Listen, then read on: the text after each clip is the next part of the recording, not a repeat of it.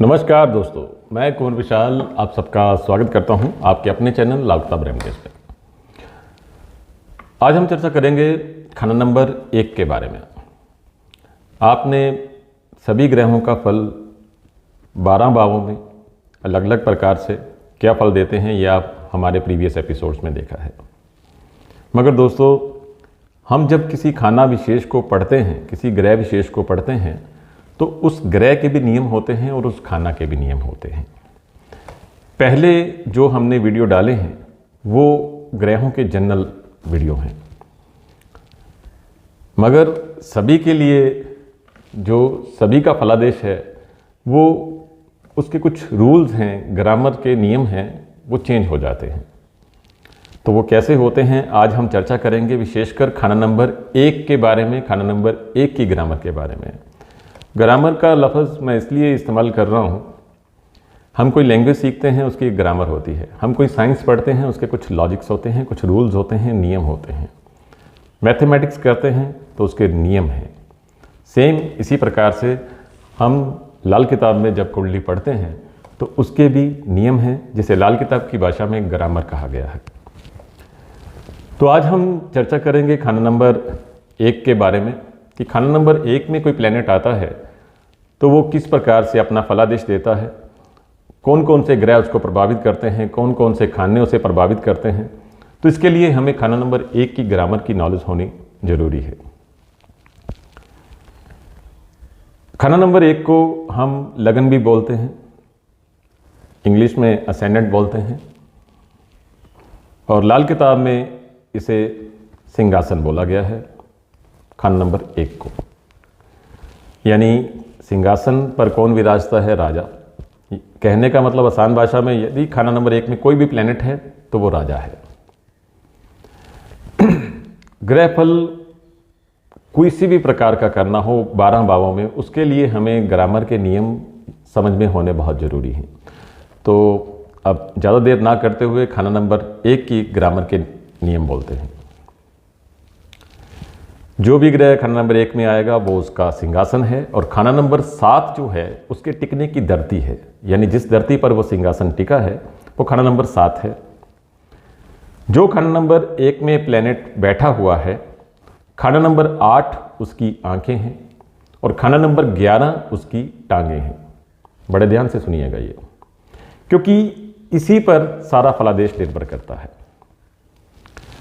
खाना नंबर 7 जो है खाना नंबर 1 के लिए, खाना नंबर 7 जो है उसके टिकने की धरती है, खाना नंबर जो 8 है वो उसकी आंखें हैं, खाना नंबर 7 जो माफ़ कीजिएगा 11 जो है वो उसकी टांगें हैं। यानी कि ग्रह किस प्रकार से देखेगा, जैसे एक इंसान देखता है, एक राजा देखता है, वो किस प्रकार से देखेगा ये खाना नंबर 8 के ग्रह फैसला करेंगे। और ये कितनी रफ्तार से चलेगा, तेज़ चलेगा, कम चलेगा, ये खाना नंबर 11 के ग्रह फैसला करेंगे। तो ये खाना नंबर 1 में कोई भी प्लैनेट आएगा उन सबके लिए ये नियम है। पॉइंट नंबर 2,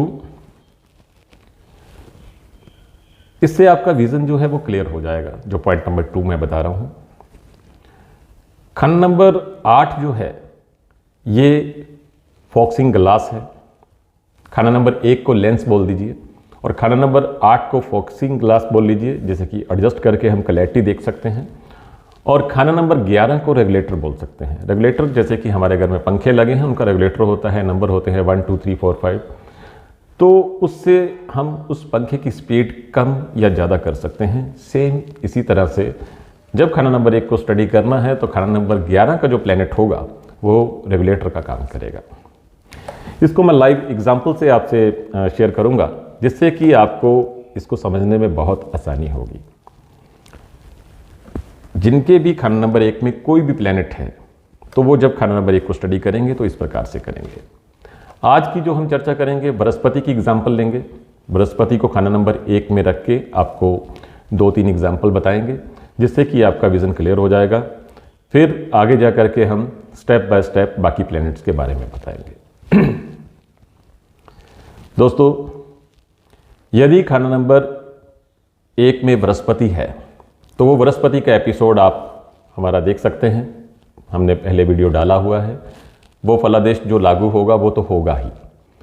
अब उसमें क्या कमी पेशी किस रफ्तार से लागू होगा, कैसे नहीं होगा, उसके लिए इस ग्रामर को समझना जरूरी है।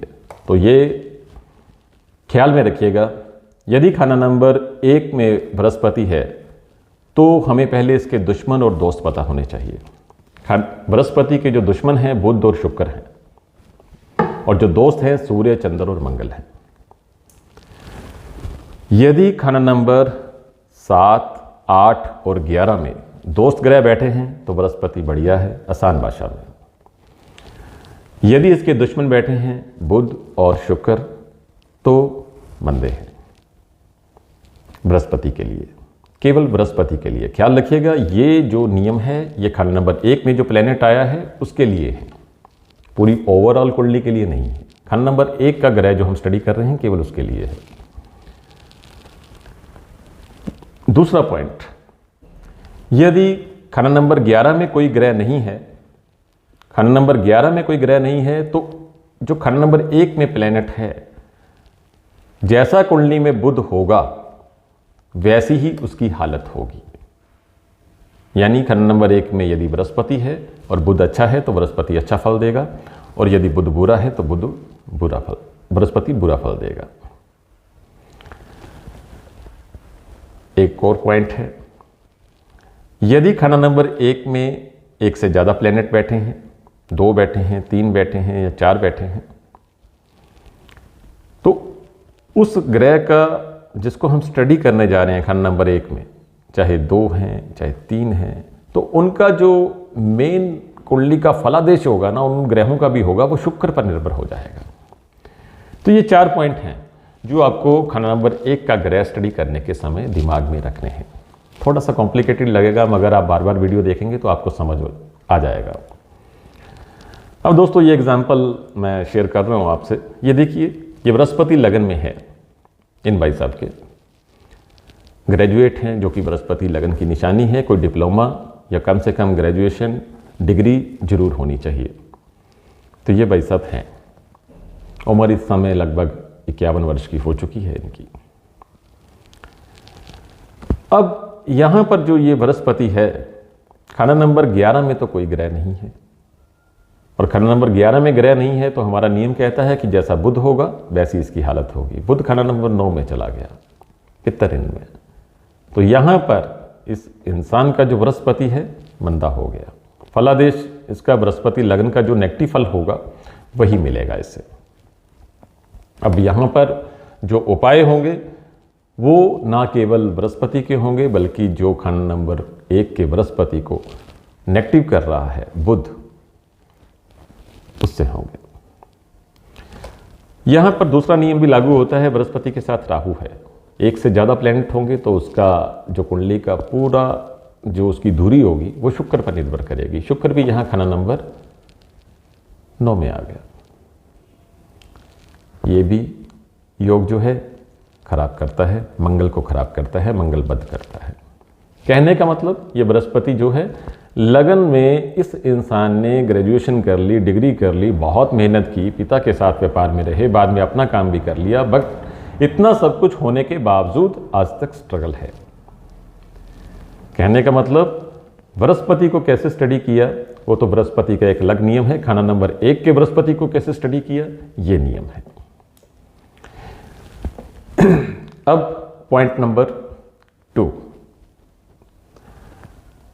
दूसरी कुंडली देखिए। इन भाई साहब का भी बृहस्पति लगन में है। खाना नंबर 11 में कोई भी प्लेनेट नहीं है। इनका चंद्र और बुध 2nd हाउस में है, जो कि लाल किताब के मुताबिक राजयोग है।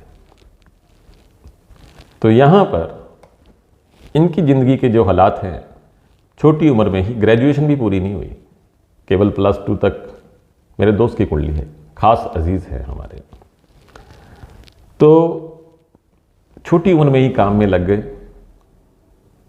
और आज आराम से 3-4 प्रॉपर्टीज होंगी, वाहन, दुकान, फैक्ट्री, सब कुछ है परमात्मा की कृपा से।